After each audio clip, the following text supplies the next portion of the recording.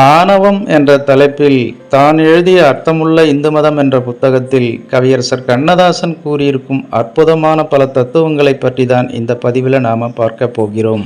அதை பார்க்கறதுக்கு முன்னாடி ஹாய் ஃப்ரெண்ட்ஸ், MC இளங்கோ. வணக்கம், welcome back to my channel. நீங்கள் இன்னும் நம்முடைய சேனலுக்கு சப்ஸ்கிரைப் பண்ணலைன்னா உடனே ஒரு லைக் போட்டு சப்ஸ்கிரைப் பண்ணி சப்போர்ட் பண்ணுங்க. வாங்க பதிவிற்குள் போகலாம்.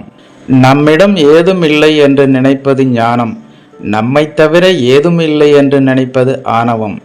ஞானம் பணிந்து பணிந்து வெற்றி மேல் வெற்றியாக பெறுகிறது.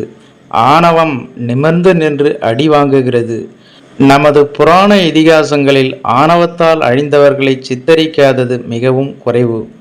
ராமகாதையில் ராவணன், பாரதத்தில் துரியோதனன், இரண்யன், கண்ணனால் கொல்லப்பட்ட நரகாசுரன், கந்தனால் கொல்லப்பட்ட சூரபத்மன் மற்றும் பத்மாசுரன் இவர்களெல்லாம் ஆணவத்தின் அடையாள சின்னங்கள்.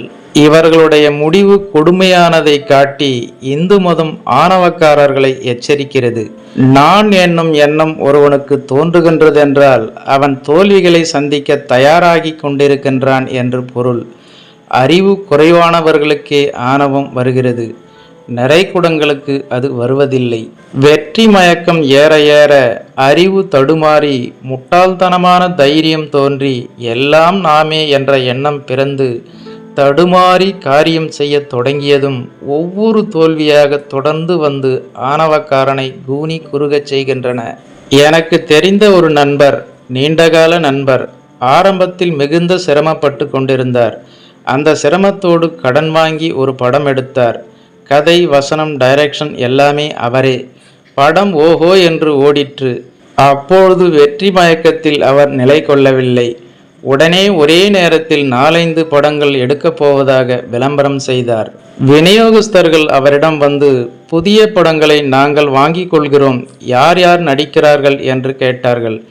அதற்கு அவர் கோபமாக, எல்லாம் நானே, என் பெயருக்குத்தான் படமே தவிர நடிப்பவர்களுக்காக அல்ல, இஷ்டமிருந்தால் கையெழுத்து போடுங்கள் என்று மிரட்டினார். நான் ஒரு நாள் அவரை சந்தித்த போது என் ஒவ்வொரு படத்தையும் பாக்ஸ் ஆபீஸ் பண்ணி காட்டுகிறேன் என்று என்னிடமே சவால் விட்டார். என்னுடைய படம் என்றால் ஓலையிலே பிரிண்ட் பண்ணினாலும் ஓடும் என்று சொன்னார். பெரிய பெரிய கோவில்களுக்கெல்லாம் வேண்டிக் கொண்டும் அவரது படம் படுதோல்வி அடைந்தது. 3வது படமும் படுதோல்வி. கடன்காரரானார், கஷ்டப்படுகிறார். தன்னை தேடி வந்தவர்களிடம் ஆணவத்தோடு நடந்து கொண்ட அவர் தினமும் அவர்களை தேடி நடக்கிறார். இன்னொருவர், அவரும் கதை வசனம் எழுதி டைரக்ஷன் செய்கிறவர். அவர் விழித்து கொண்டிருக்கிற நேரத்தில் பெரும்பகுதி தன்னை பற்றியே பேசி கொண்டிருப்பார். நீங்கள் அவரோடு பேச போனால் நீங்களும் அவரை பற்றியே பேசினால்தான் அவர் உங்களோடு பேசுவார். அவர் எழுதும் வசனத்திலே வல்லினம் மெல்லினம் இருக்காது. ஆனால் குருட்டுத்தனமாக வந்த வெற்றி அவரை குருடனாகவே ஆக்கிவிட்டது. இதுவரை ஆணவக்காரர்கள் எப்படி அவதிப்பட்டார்களோ அப்படிப்பட்ட அவதிக்கே அவரும் தயாராகி கொண்டிருக்கின்றார். மனிதன் உடம்பு மிகவும் பலவீனமானது. அதில் ஒரு நரம்பை தட்டினால் பல நரம்புகளிலும் சங்கீதம் கேட்கிறது. ஒரு வெற்றி கண்ணுக்கு தெரிந்துவிட்டால் வரப்போவதெல்லாம் வெற்றியே என்ற திமிர் வருகிறது. அந்த திமிரானது எல்லோரையும் அலட்சியப்படுத்த சொல்கிறது. அடி பலமாக விழுந்ததும் திமிர் தானாக அடங்கி பணிவு எங்கிருந்தோ வந்துவிடுகிறது. ஒரு சபைக்கு நான் போயிருந்தேன். பெரிய பெரிய அறிஞர்களெல்லாம் வந்திருந்தார்கள். அவர்களையெல்லாம் சாதாரணமாக நினைத்து ஓர் அரைக்குறை படிப்பாளி ஆணவத்தோடு பேசிக்கொண்டிருந்தார். அவரது ஆணவத்தை பார்த்து அவர் பேசியதில் இருந்த தவறுகளை கூட யாரும் திருத்தவில்லை. ஒவ்வொரு வரியையும் அவர் முடிக்கும்போது எப்படி நான் சொல்வது என்று கேட்டுக்கொண்டே இருந்தார். நான் ஆத்திரம் தாங்காமல், ஒரு குழந்தை எப்படி சொல்லுமோ அப்படி சொல்கிறீர்கள் என்றேன். தெளிவில்லாதவன், விவேகமற்றவன் என்பதை நயமாகவும் நளினமாகவும் சொன்னேன். சில கவியரங்கங்களிலும் இந்த அனுபவம் எனக்கு கிடைத்திருக்கிறது. இலக்கண மரபோ இலக்கிய சுவையோ தெரியாத சிலரும் அந்த அரங்கங்களில் தோன்றிவிடுவார்கள். என்னை தாக்கிவிட்டால் தாங்கள் பெரிய கவிஞர் என்ற எண்ணத்தில் அசிங்கமாக தாக்குவார்கள். நான் அடக்கத்தோடும் பயத்தோடும் உட்கார்ந்திருப்பேன். திரும்ப அவர்களை தாக்க மாட்டேன். காரணம், கிருபானந்த வாரியார் சொன்ன ஒரு கதை. கோவில் யானை ஒன்று நன்றாக குளித்துவிட்டு நெற்றியில் பட்டை தீட்டி கொண்டு சுத்தமாக வந்து கொண்டிருந்ததாம். ஓர் ஒடுக்கமான பாலத்தில் அது வரும்போது எதிரே சேற்றில் குளித்துவிட்டு ஒரு பன்றி வாளை ஆட்டி கொண்டே வந்ததாம். யானை ஓர் ஓரத்தில் ஒதுங்கி நின்று அதற்கு வழிவிட்டதாம். அந்த பன்றி எதிரே இருந்த இன்னொரு பன்றியிடம், பார்த்தாயா, அந்த யானை என்னை கண்டு பயந்து விட்டது என்று சொல்லி சிரித்ததாம். அந்த யானையை பார்த்து இன்னொரு யானை, அப்படியா, நீ பயந்து விட்டாயா என்று கேட்டதாம். அதற்கு கோயில் யானை இவ்வாறு பதில் சொன்னதாம், நான் சுத்தமாக இருக்கிறேன், பன்றியின் சேறு என்மேல் விழுந்துவிடக்கூடாதே என்று ஒதுங்கினேன்.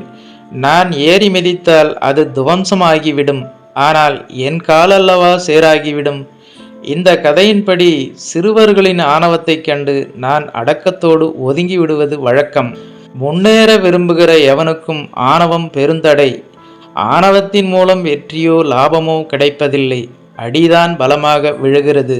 தான் பணக்கார வீட்டு பெண் என்ற மமதையில் கணவனை அலட்சியப்படுத்தும் மனைவி, தான் மந்திரியாகிவிட்ட போதையில் தொண்டர்களை அலட்சியப்படுத்தும் தலைவன், தான் சொன்ன ஏதோ ஒன்றை ஜனங்கள் ஏற்றுக்கொண்டார்கள் என்பதற்காக தினமும் எதையாவது சொல்லிக் கொண்டிருக்கும் தலைவர்கள், இவர்களெல்லாம் ஒரு கட்டத்தில் அவமானத்தாலும் வெட்கத்தாலும் கூனி குறுகி போய்விடுகின்றார்கள்.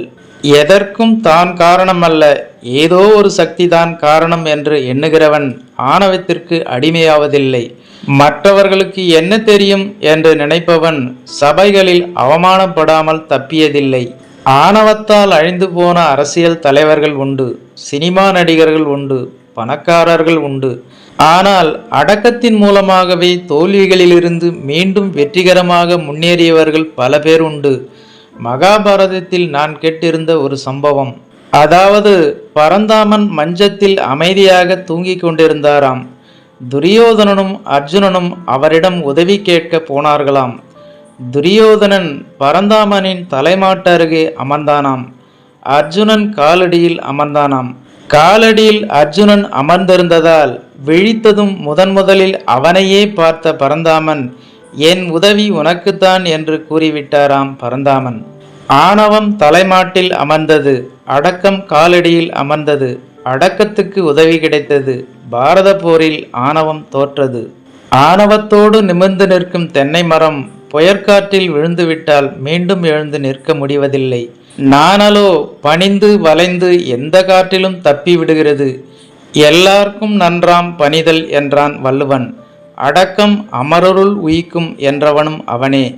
4 வரி ஒழுங்காக எழுதுவதற்கு முன்னால் கம்பன் என்னிடம் பிச்சை எடுக்க வேண்டும் என்று பேசுகிறவர்கள் உண்டு. ஆனால் கம்பனுக்கு அந்த ஆணவம் வந்ததில்லை. அதனால்தான் காலங்களுக்கும் நிலைக்கக்கூடிய காவியத்தை அவனால் எழுத முடிந்தது. இந்துக்கள் வற்புறுத்தும் பணிவும் அடக்கமும் வாழ்வில் வெற்றியை நோக்கி போவதற்கான படிக்கட்டுகளே. இந்த பணிவை வங்காளத்து இந்துக்களிடம் அதிகம் காணலாம். தன்னை விட வயதில் மூத்தவரை சந்தித்தால் எந்த ஒரு பேரறிஞனும் அவர்கள் காலை தொட்டு கும்பிடுகிறான். வெறும் வயதுக்கே அந்த மரியாதையை தருகிறான். என்னுடைய விழா ஒன்றில் ஒரு பெருந்தலைவரின் காலை தொட்டு வணங்கியதை பற்றி என்னை சிலர் கோபித்தார்கள். அப்பொழுது நான் சொன்னேன், அந்த கால்கள் தேசத்துக்காக சத்தியாகிரகம் செய்ய போன கால்கள், சிறைச்சாலையில் பல்லாண்டு உலாவிய கால்கள். என்னுடைய கால்களுக்கு அந்த பாக்கியம் இல்லாததால் கைகளாவது அந்த பாக்கியத்தை பெறட்டுமே என்றேன். சில சபைகளில் என்னை உட்கார வைத்து கொண்டே என்னை புகழ்வார்கள். எனக்கு சர்வாங்கமும் ஒடுங்கிவிடும். நாம் என்ன எழுதிவிட்டோம், என்ன செய்துவிட்டோம் என்ற பயமே தோன்றும். இப்படி புகழ்கிறார்களே என்ற பயம் தோன்றும். ஆண்டவன் என் தலையில் ஆணவத்தை உட்கார வைத்து என்னை அவமானப்படுத்தியதில்லை. அடக்கத்தில் இருக்கும் சுகம் ஆணவத்தில் இல்லை. ஆணவத்தின் வெற்றி ஆரவாரங்களையும் அவற்றின் வீழ்ச்சியையும் இந்துக்களின் புராணங்களிலும் இதிகாசங்களிலும் படியுங்கள். கீதையில் கண்ணன் சொல்லும் ஸ்வதர்மங்களில் அடக்கமும் ஒன்று என்பதையும் அறியுங்கள். குருட்டுத்தனமாக ஏதேனும் வெற்றியோ பதவியோ கிடைத்துவிட்டால் அதை வைத்து கொண்டு ஞானிகளையும் பெரியவர்களையும் அவமதிக்காதீர்கள். அடங்கி வாழ்ந்தால் ஆயுள் காலம் முழுவதும் ஓங்கி வாழலாம் என்பதே இந்து மதத்தின் சாரம். இவ்வாறு ஆணவம் என்ற தலைப்பில் தான் எழுதிய அர்த்தமுள்ள இந்து மதம் என்ற புத்தகத்தில் கவியரசர் கண்ணதாசன் கூறியிருக்கும் இந்த தத்துவ கருத்துக்களை பற்றி நீங்கள் என்ன நினைக்கிறீர்கள் என்ற உங்களோட கருத்துக்களை மறக்காம கமெண்ட்ல பதிவிடுங்க. மேலும் இதனுடைய தொடர்ச்சியை அடுத்த பதிவில் காணலாம். அதுவரை உங்களிடமிருந்து விடைபெறுவது MC இளங்கோ. நன்றி, வணக்கம், வாழ்க தமிழ்.